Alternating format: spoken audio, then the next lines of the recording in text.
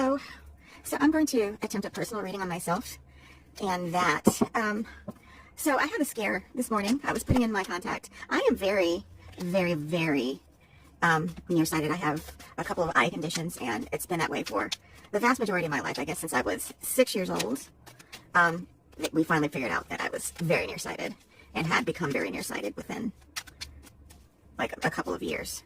But it's deeper than that. Anyway, long story short, without my contacts, I am not functional. I don't have usable sight. And so when I have these specialized contacts that are very expensive and something happens to them, it's very panic inducing. And I'm very careful.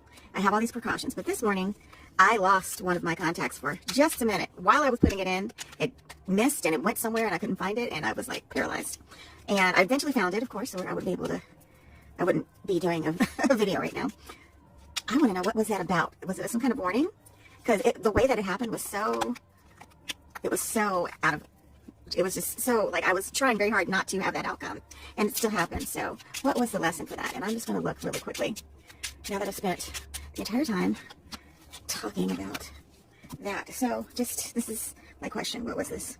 Control. Yes. I felt completely out of control, and I immediately went into the mourning of what was lost.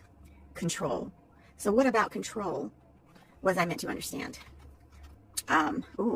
Excitement. I was very panicked.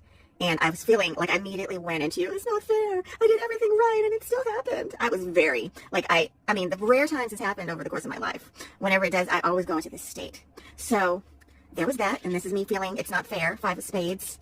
The feeling like, and it pairs well with control and feeling like I've lost something. And then what else? Health. And this is Queen of Wands in Tarot, but this is Queen of Clubs. And she's independent health, taking responsibility for my health and being more careful. And, like accepting that sometimes I might need to be a little bit more vigilant about my routines, particularly when they are so impactful. So King of Diamonds and resourcefulness and always finding a way.